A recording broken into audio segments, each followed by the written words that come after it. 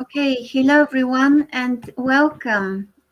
This is a seminar organized by two groups of the Center for Machine Intelligence, by the AI Urban Built Environment and Population Studies Group, and AI Data Visualization Group.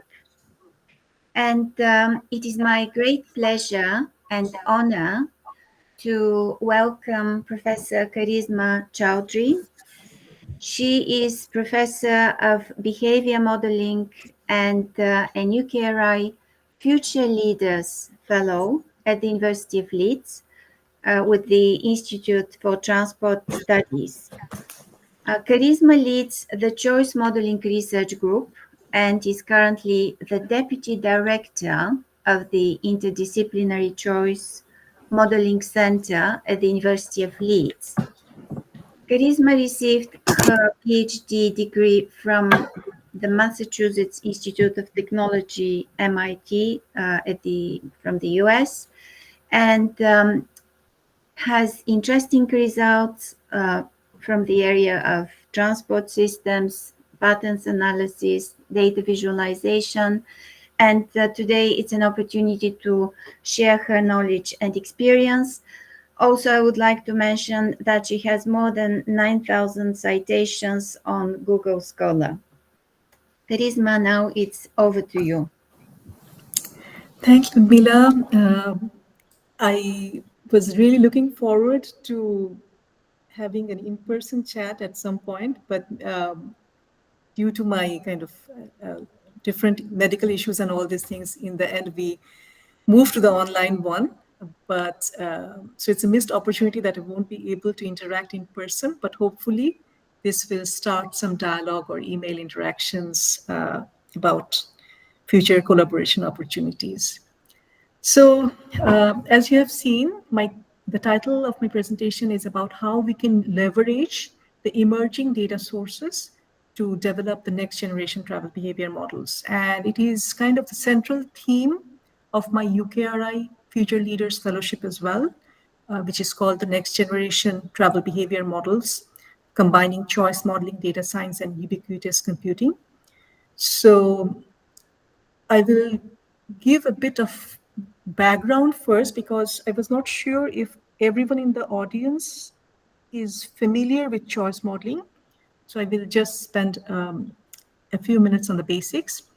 So, like, we make a lot of activity and travel choices on our day-to-day life.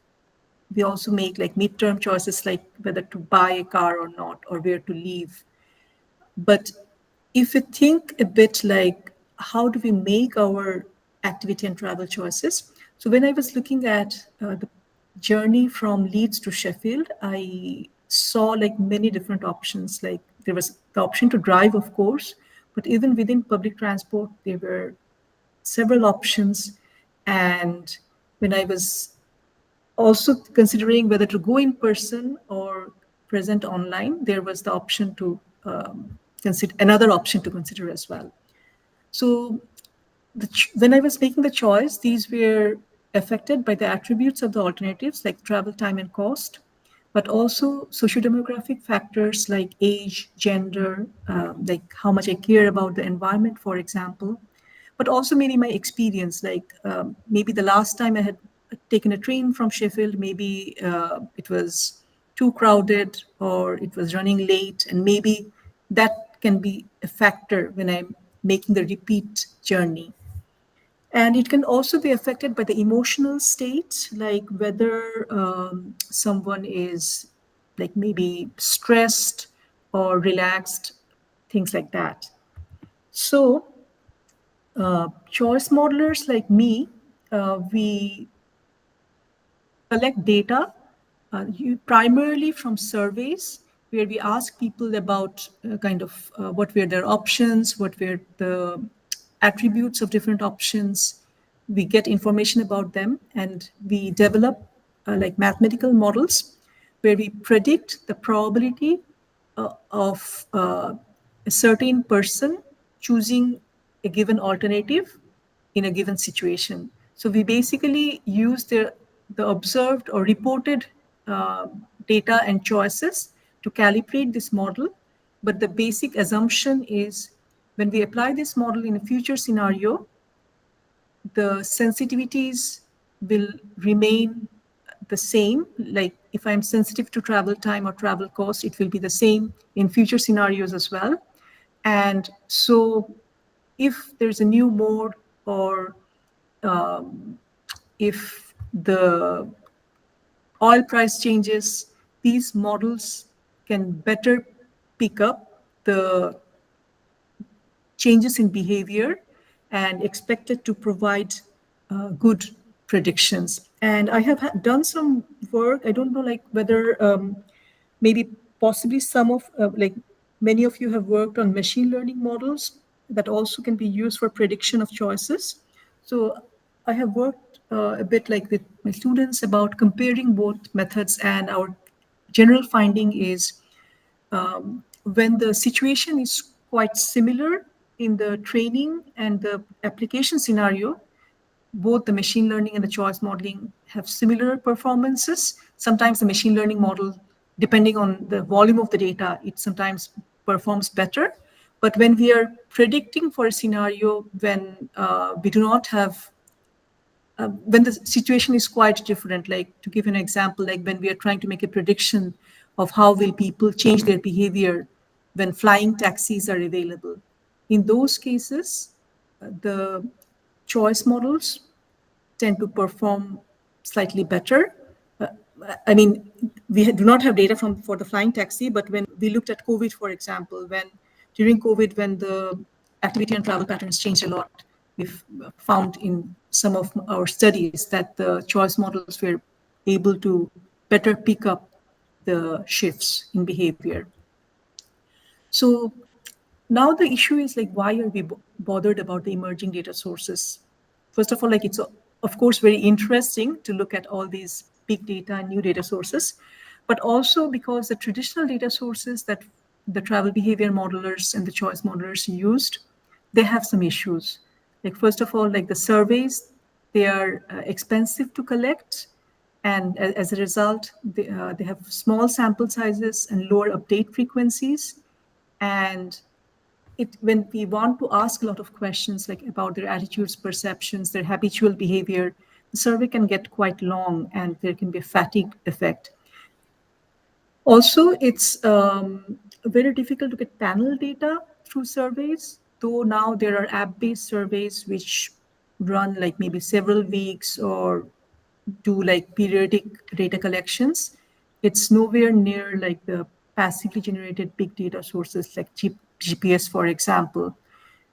The other issue with the traditional data sources is there can be reporting errors, like because people, if we are asking people to remember what was the travel time for, per se, people usually tend to round up, or there are omission biases and things like that. So on the other hand, like we have all these emerging mobility data sources like GPS, Bluetooth, mobile phone traces, smart card data, and also like the app-based SDK data, which are kind of harvested by third-party companies when people agree to share locations on their smartphones in order to access services. So this sort of data, and also like the Google mobility data and the Apple mobility index, which were released during the pandemic, they were also kind of a very good passive way to measure the changes in mobility. And beyond mobility, we actually can now collect a lot of data about sentiments of people through social media data. We can collect data about, I mentioned about the emotional condition of the decision makers. So we can collect some of these data through physiological sensor data like wristbands, for example, which measure the skin conductance, heart rate, blood pressure, etc., and can pick up like if the person is aroused while making the decisions or while making the trip. And also there is virtual reality data, which helps. us or enables us to actually collect data about future scenarios which are not present in the current mobility landscape.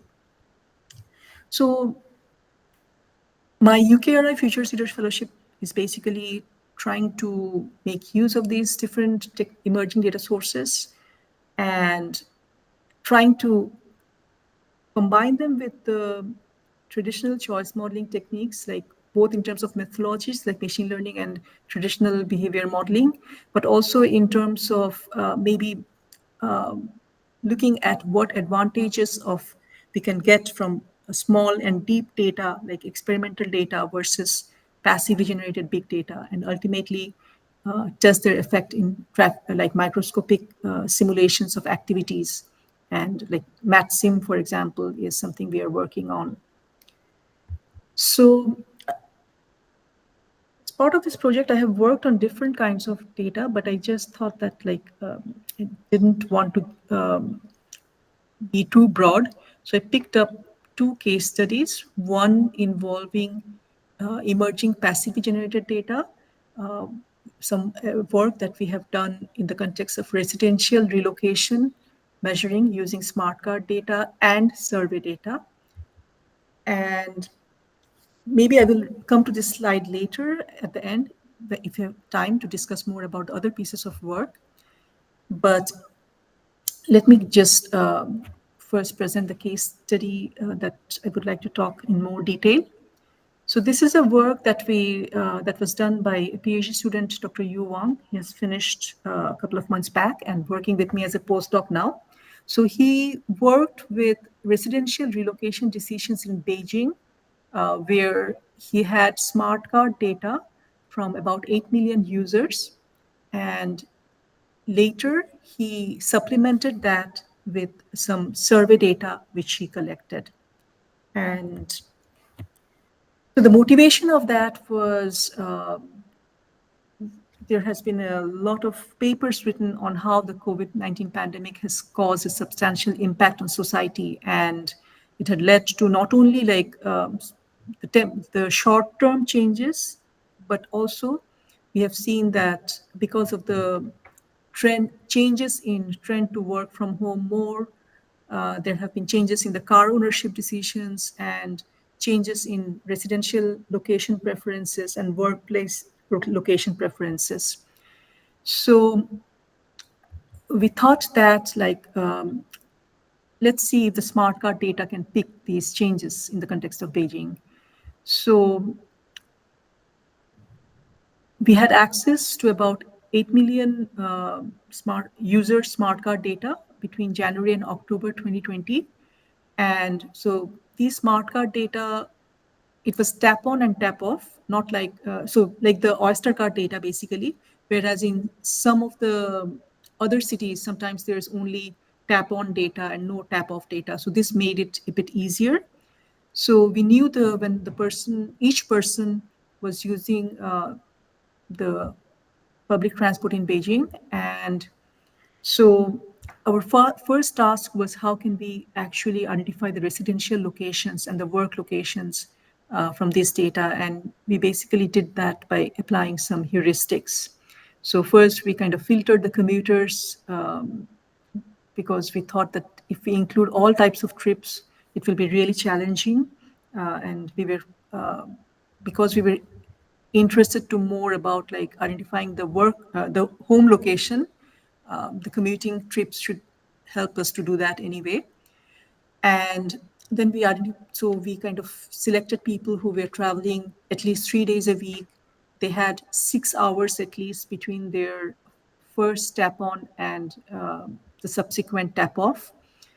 And so then we started by the return segments. So we assume that if that's at the end of the working hour, that's their return trip. So that's their workstation. And then the last place where they ended the day, that was their home location. And we kind of picked up three different waves of data from the smart card. So like the three kind of discretized it to 3 time points.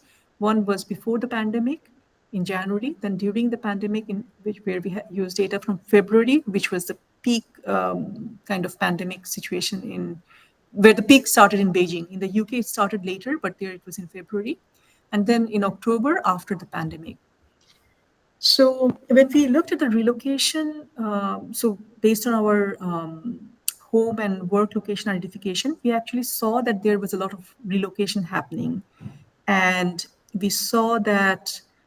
So the figure on the top left that refers to the home location changes, and so basically the red means that more there have people have kind of there has been net moving in there, and we see that the city, unlike the UK, where the trend was to move away from the city center, in Beijing, actually, the data revealed an opposite trend that people preferred to move closer to the city center. One of the reasons is the usually the city center is very expensive and people cannot afford to live there. But during the pandemic, the rents became slightly cheaper, and people also had a tendency to move closer to their workplaces so that like they can uh, use the like maybe active modes as well in order to commute rather than traveling long distances in the subway and having the infection higher infection risks. So we saw that in our data that between the January and February, there wasn't a lot of change, but between January and October, we saw that actually there were about 17.3% who changed home location but did not change work location, whereas there was about 16% who changed both home and residential locations. And so the first paper he worked on, he was not using like kind of the survey data. He was just looking at what can we infer from just the passive data. And there, so we had to resort to like variables like commute time.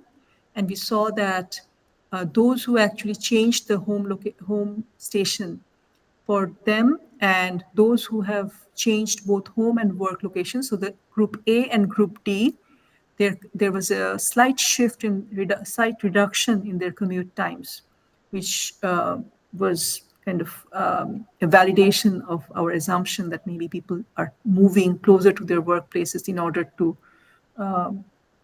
adapt to the new normal.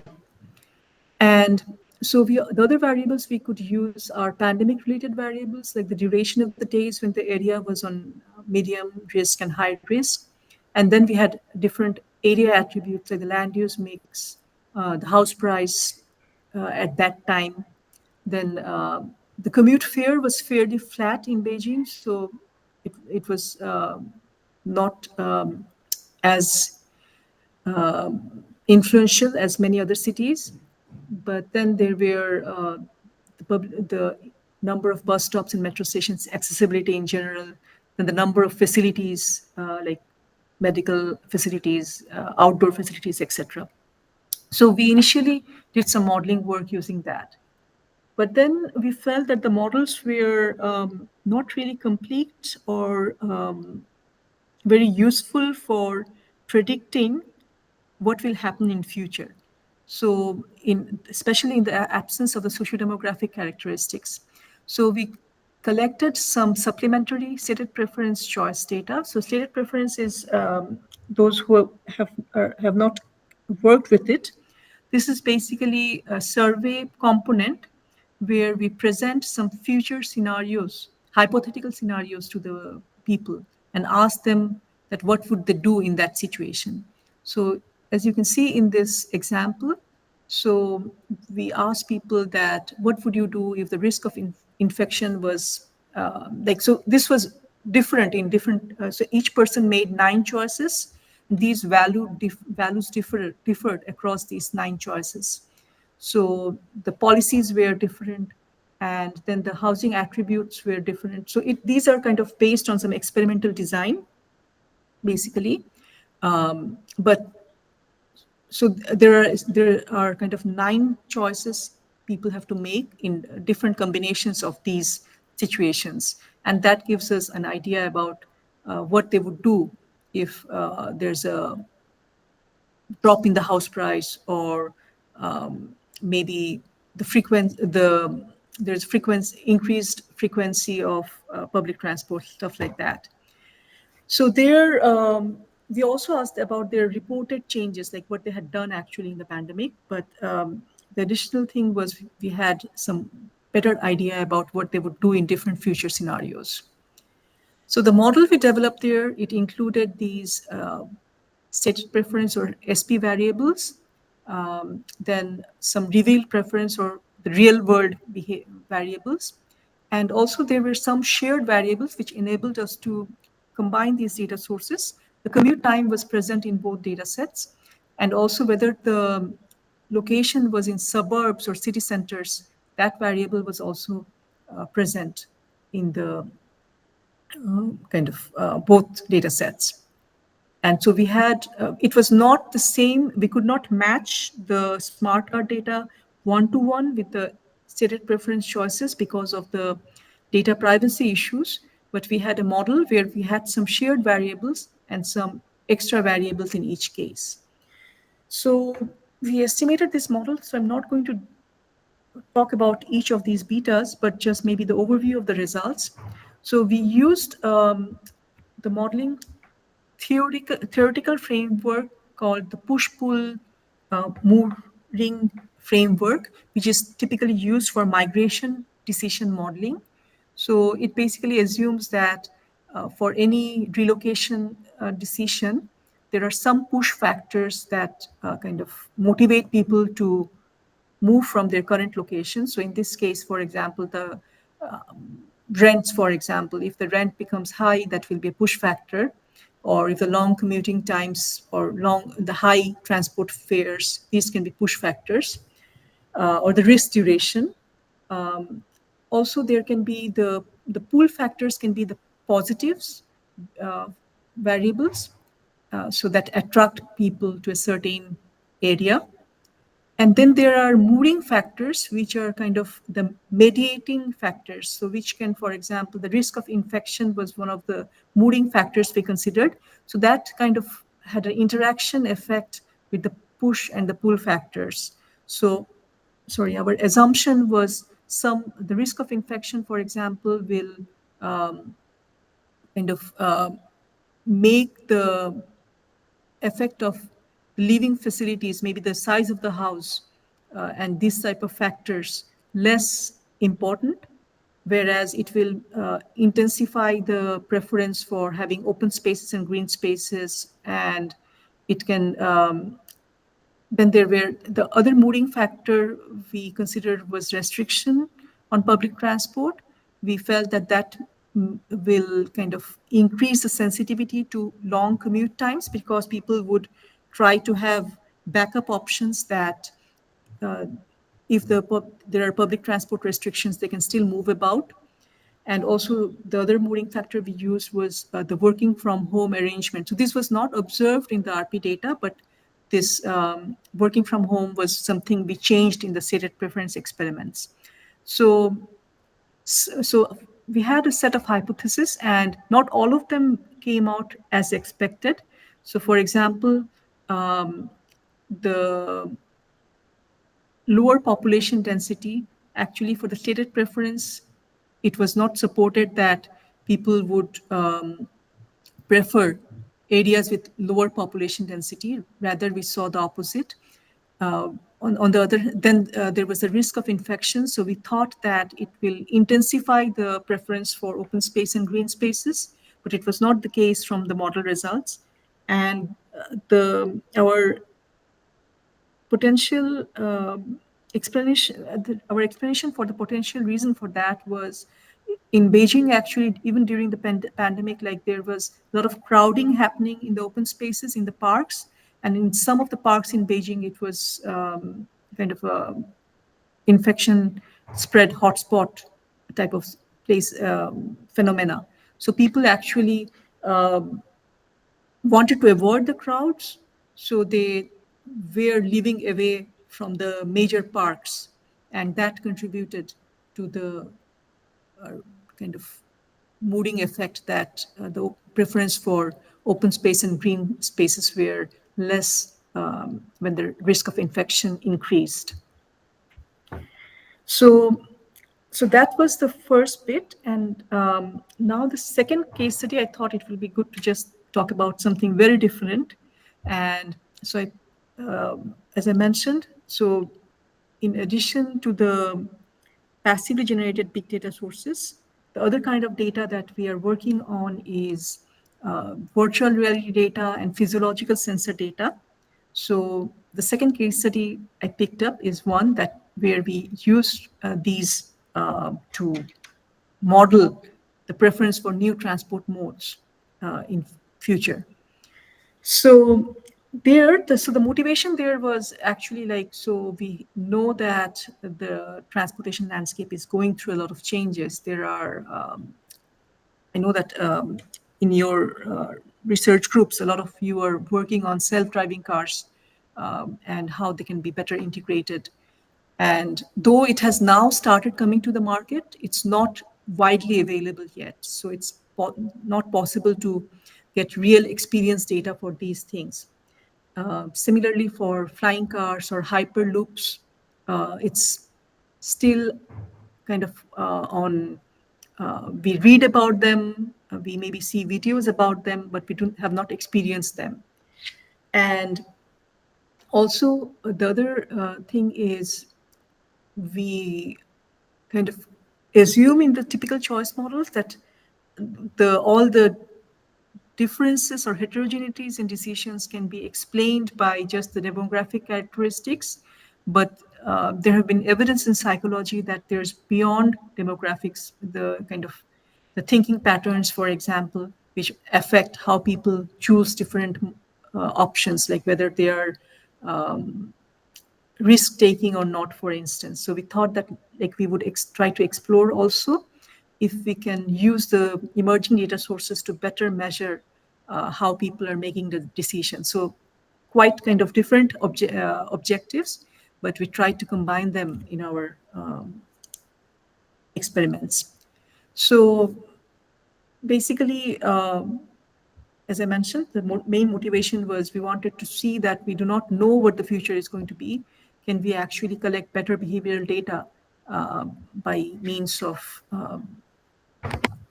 better data collection methods? So the traditional way is the one that I mentioned before for residential relocation case, that we travel behavior models are usually based on the stated preference surveys where people are given descriptions of different alternatives of future, and the attributes are varied, like the travel time, travel cost, carbon emission, whether it's going to be crowded or not, what will be the comfort level, and then people are asked whether they would choose or not in that particular scenario. But first of all, it's like they're very hypothetical, and for some of the attributes like crowding and comfort levels, for example, it's very difficult to actually convey these to the survey respondents by just descriptions. And also like there is very limited information about decision making process and whether people are learning from their experiences, especially like if a bad experience leads to, like, what is the contribution of a bad experience in a subsequent choice, things like that. So we first tried with virtual reality, where because it offers that we can immerse the users in future scenarios and we can better capture the effect of experience and learning because we can control what's happening.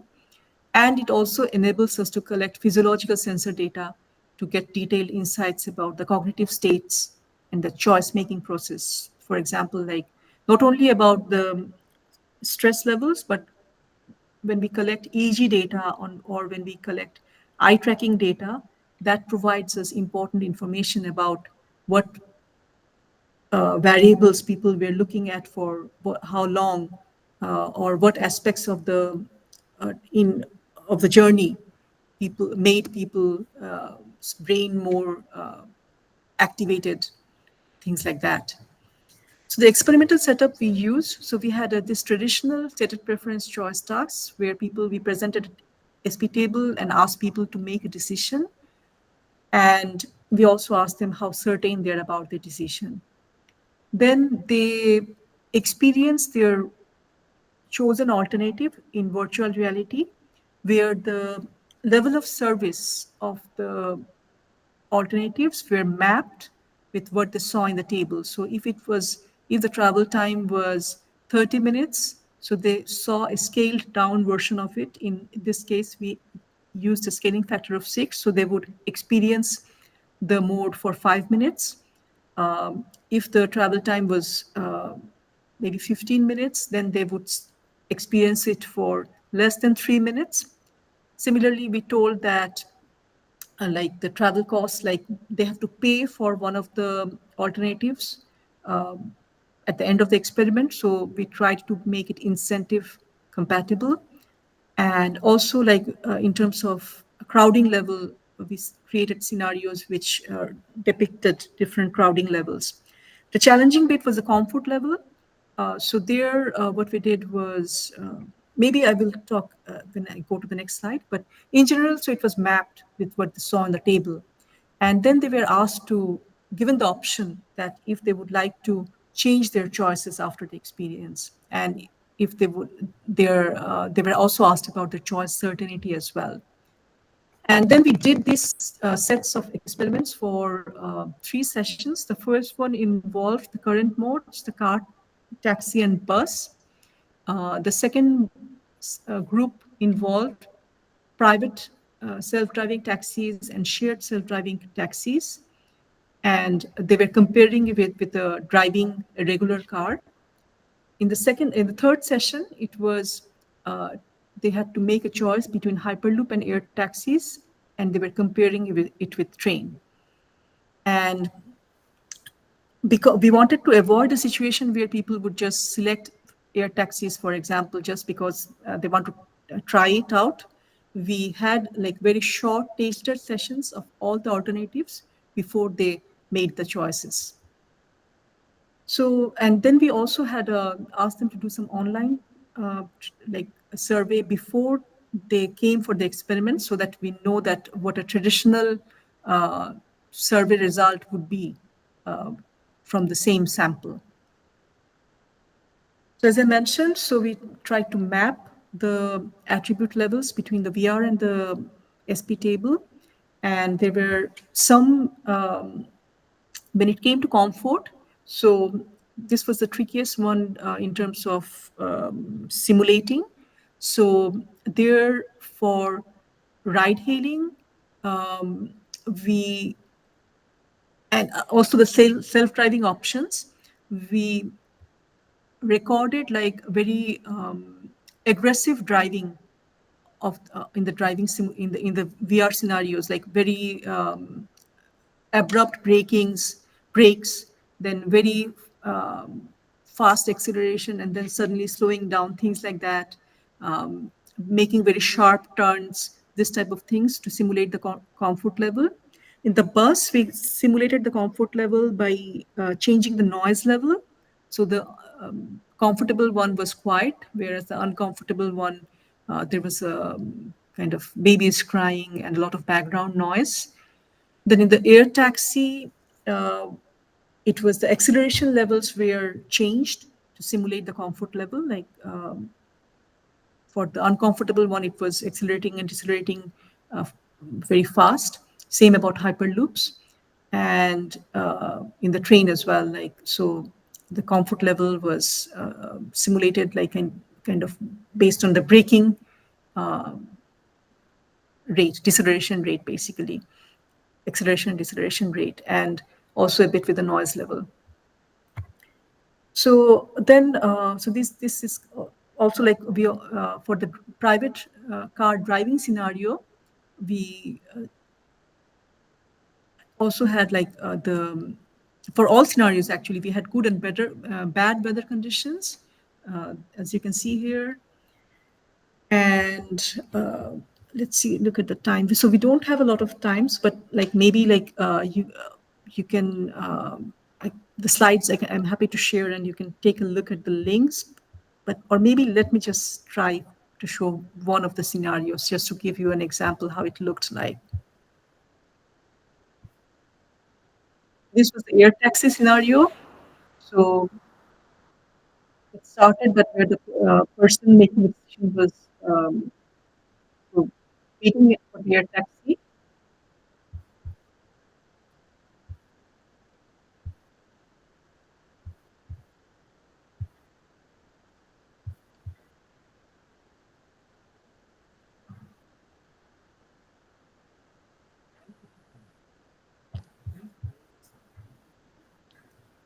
I don't know whether you can hear the sounds, but it's just saying that the air taxi is arriving.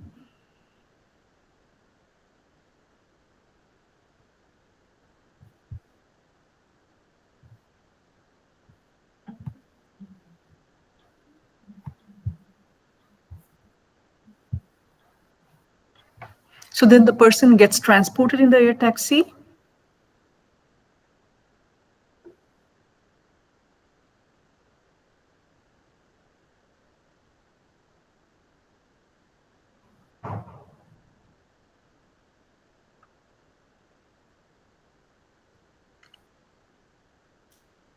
So we kind of simulated the effect of uh, altitude by just showing it on the screen.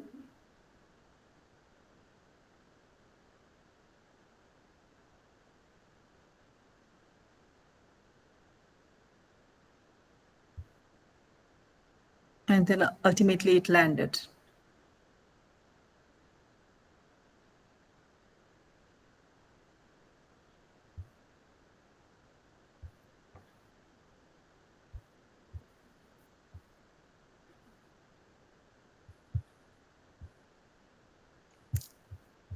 Sorry, I think now I have to start again from, well, there's a slideshow.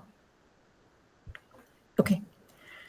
Yes, so this is just to give an example of how it looked like.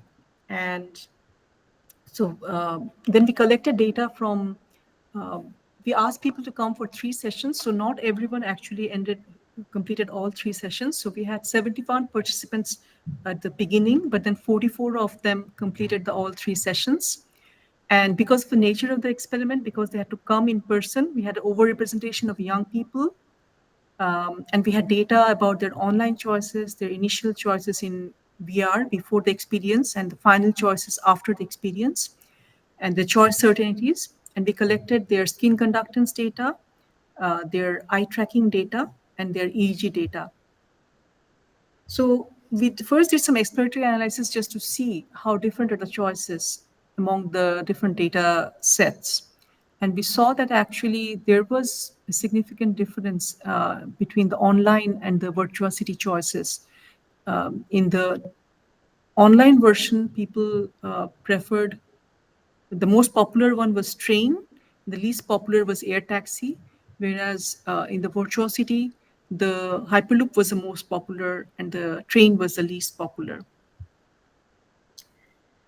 Then we also looked at, we wanted to look at whether the VR experience made a difference. And when we looked at the initial and the final choices, there was a lot of stickiness in behavior. So people, I mean, it's not that everyone changed their decisions after the VR, but we saw that there were quite a number of people changing their decisions, especially from car to bus, because maybe when they were choosing the car, they did not take into account the cognitive burden they had associated with that, because they actually, if they chose car, they had to drive it like with a steering wheel and pedal and brake. There was a kind of PlayStation type of setup where they had to drive it. So a lot of people moved to other modes after the car journey, but it also happened for bus as well. And we saw that the among the new modes, a lot of people moved, especially from the car to the private or solo self-driving car, and also from air taxi to hyperloop. There was quite a bit of shift. Then we ultimately estimated the discrete choice models using this data. And in the exploratory models, we basically looked at uh, if the differences were, if the coefficients of different attributes were different across the different types of data sets, and if there are scale differences. And we found that actually in the VR data, we saw that it had a reasonable value of travel time savings, similar to what is used for the UK value of time study by DFT. So that kind of gave us some assurance that it's on the right direction. And interestingly, we did not find that travel time sensitivities were different significantly between the online and the virtual city experiments.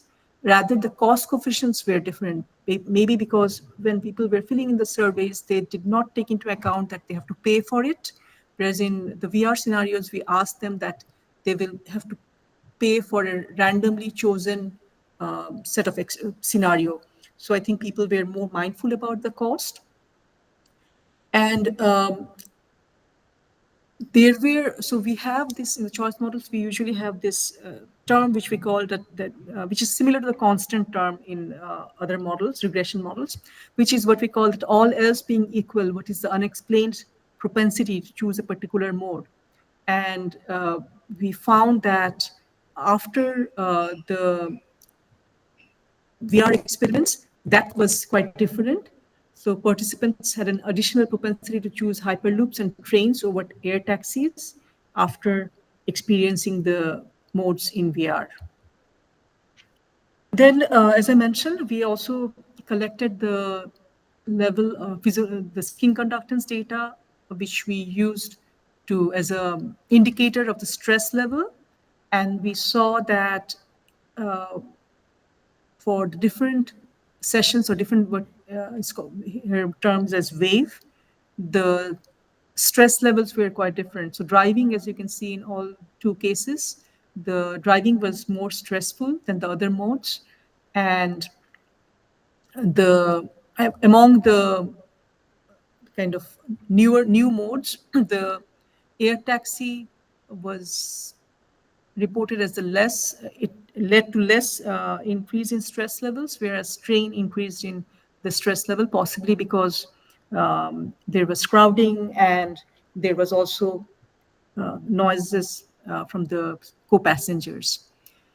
So then we, in our final model where we accounted for the effect of stress, we accounted for the inertia of the initial choices. So because people were making 4 choices in the virtual reality, and we used the stated satisfaction as well as the physiological skin conductance data as indicators of the stress levels.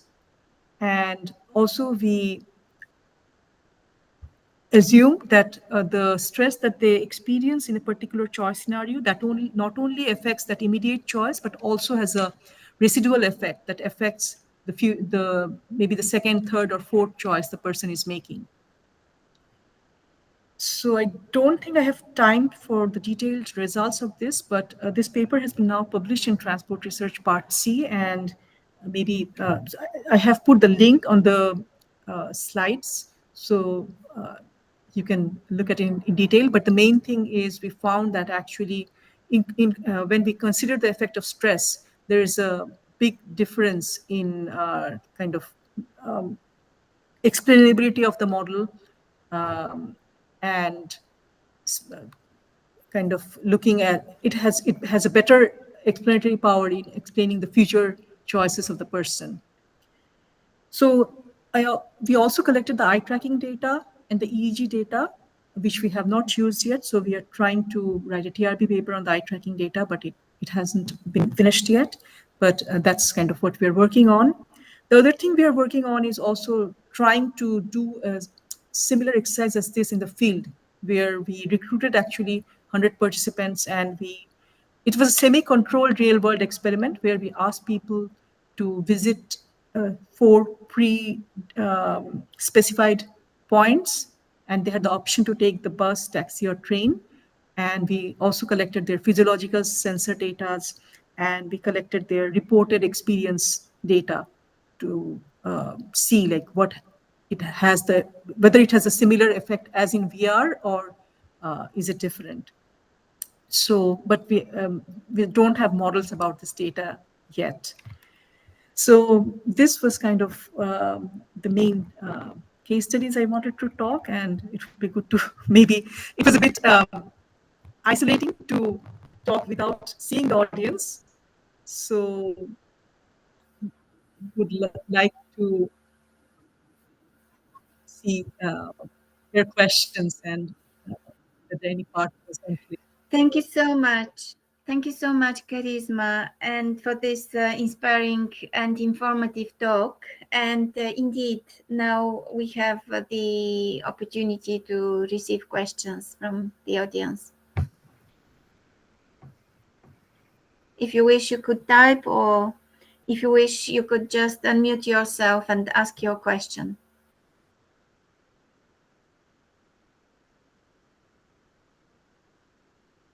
Yes, Magdi. Hi, Chrisma. Thank you so much for the talk. It's really interesting to see the stream of work you have done on travel behavior and choices. So this is Mandy from Sheffield. I work a little bit on mobility and data visualization. I have a question regarding the variety of data sources you have explored. So in the summary slides, you talked about like smart card data, GPS data, uh, and I know we don't have time to go through all the case studies of each of them. I just want to have your thoughts or comments on what do you think are the pros and cons use each of the data type, and I'm particularly very interested in the accessibility of all these different data sets. Yeah. Yes, that's a kind of, I think, a very interesting question. And it depends a lot on what research question we are looking at. And the problem is we do not have ground truth data to kind of really make a comparison because these data sources have different spatial and temporal resolution. But one of my PhD students, she actually wrote a paper which compares the GSM, the call detail record. So the two different kinds of mobile phone data, the triangulation or the GSM data and the call detail record data and the GPS data. So by using simulated data actually. So what she did was she used MatSim outputs from a city as the ground truth. Then she created the mobile phone equivalent data from that synthetic data. And then she compared that, okay, what if when we estimate like trip lengths, trip distribution models, or kind of look at density, like how different are the three data sets? Because she also had an upper bound and lower bound of errors based on literature, like what is the location accuracy of each of these. And there, I can share the link to that paper. So she found that actually, like in terms of densities, for example, like the call detail record data has acceptable performance as the other types of data. But when it comes to trip lengths, for some of the zones, it was very different from the GPS data. And also, we saw that especially like when it comes when it comes to like mode choice models, like the GPS data has can recover the sensitivities better compared to the mobile phone data. But I think the my kind of overall insight is we have to combine data sources because each of them have their own strengths and weaknesses, and we need to look at multiple data sources together to get the full big picture, or better if we can have a data fusion framework to combine them all. All right. Thank you. Definitely, we need to aggregate different types of data. Um, I have a different question. Could you please share your experience about different visualization methods, especially from the user's perspective? Because you collect huge volumes. How do you process and present them in a way easy to accept by the users? Well, I must confess, I'm not the expert in visualization. So I'm kind of the end user of the I research see. that has been done in visualization. So we mostly use like kind of R codes or Python codes from GitHub and see like which kind of visualization techniques gives us best insight. And because of the nature of the data I work with, a lot of that actually depends on like in our context, usually like the maybe the we find that Python is sometimes easier to combine it with the is richer in terms of like available visualization techniques. But I think Okay, I see what you mean because you had virtual reality. I oh, thought that one. Okay, that sort of visualization. Actually, there also, I'm more of a user. So we have this virtuosity lab in our university, which is so there we have kind of a programming team. So we kind of came up with this together, and there also like the general thing was challenging bit was this how can we represent different aspects in the visualization, but um, ultimately like I did not do the coding myself. So it's okay, okay. It's but you have done quite a lot from what you've shown us with Mhm. virtual reality tools. And the other question, which is also interesting, is you develop models for behavior patterns prediction. Um, and would you like to elaborate a little bit more um, about the prediction aspects and those behavior types you could represent? COVID is one we've seen during the Mhm. mobility, but yeah, if you would like to. Yes. So another thing we have looked at, like when we were comparing about like kind of different techniques in terms of prediction performance, we also looked at kind of spatial and temporal transferability of model findings. Like, and in those cases, we I think the general finding was spatial transferability was more challenging than temporal transferability. Um, so, like for example, when we were looking at transferability of driving behavior models, so the machine learning models, like when if a model is calibrated with data from Leeds, for example, it maybe in Sheffield it may still work, but when it comes to like Scotland or London, it was not performing well. Whereas uh, in terms of temporal transferability, unless there is a big change in vehicle technology, for instance, like temporarily they are more stable, the behaviors, and there the machine learning and the econometric models have closer performances in terms of prediction.